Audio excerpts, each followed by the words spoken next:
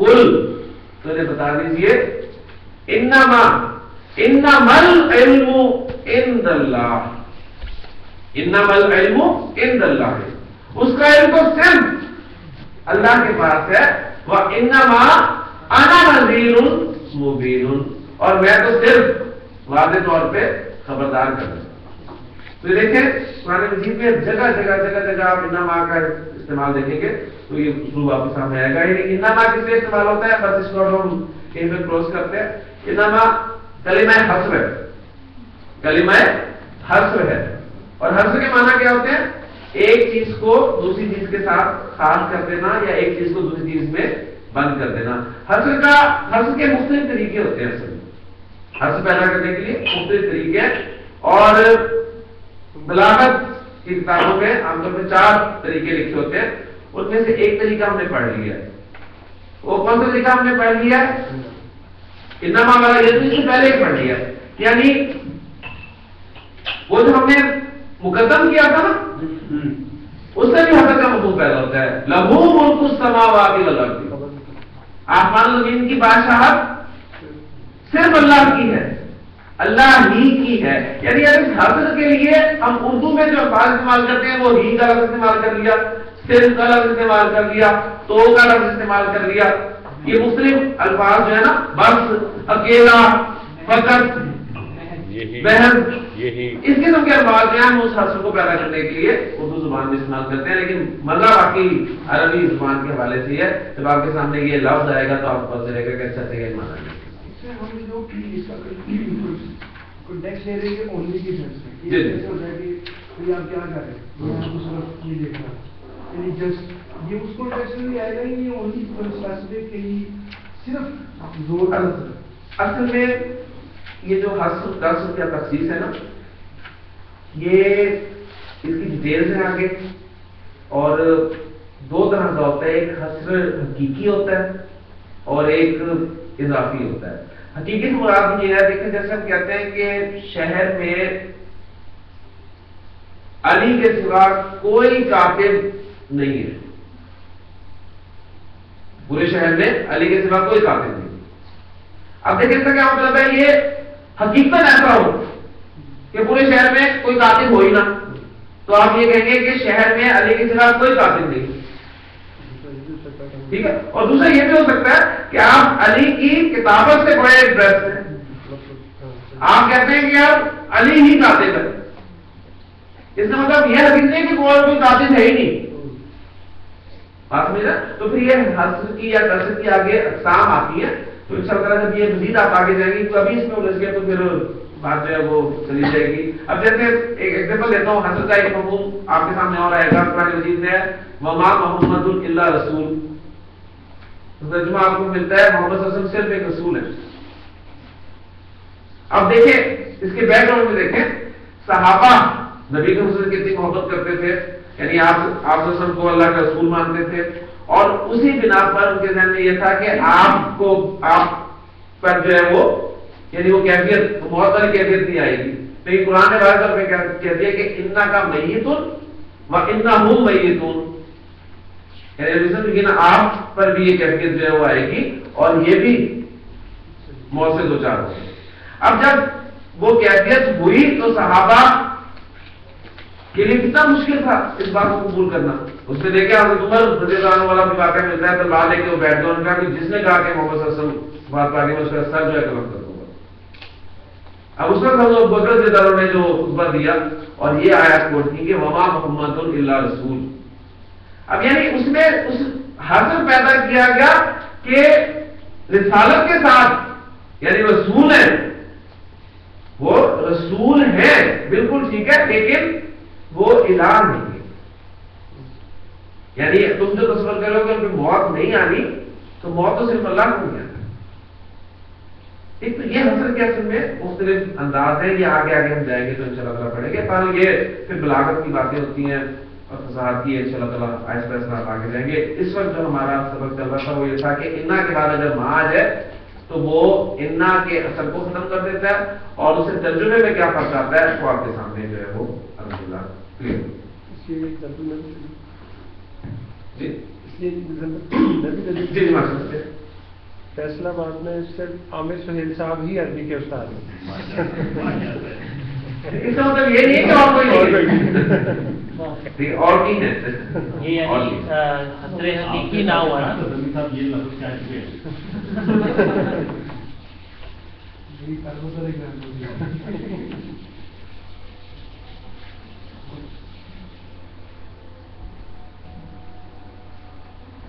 انا الحمدللہ آپ کو سمجھ میں آ گیا.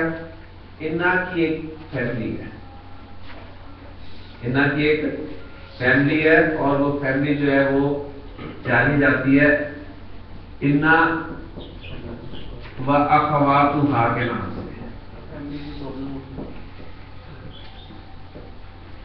اخوات اختوں کی جمع, اختوں کی جمع اخوات. اخواتها ہر سسٹرز, یہ ترجمہ کریں گے انا اینڈ ہر سسٹرز.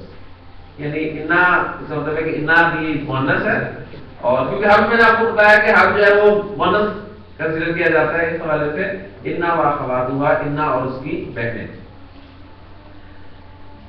6 بہنیں ہیں ٹوٹل, ٹھیک ہے. ان 6 میں سے انا کو ہم نے الحمدللہ پڑھ لیا. اس لیے آتا ہے نا تاکید کے لیے. اب میں 5 بہنوں کا تعلق صرف مختصر یہاں پر کرا رہا ہوں, اور پھر انشاءاللہ تعالیٰ مختصر ان کے بارے میں بات کریں گے. انا کی دوسری بہن ہے انا. انا الف کی زیر کے ساتھ ہے اور انا الف کے زبر کے ساتھ. یہ دونوں تاکید کے لیے استعمال ہوتے ہیں.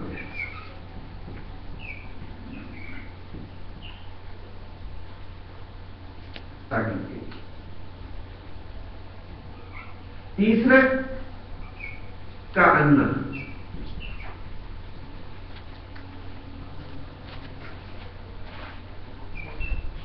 چوتھی بہن لاکن,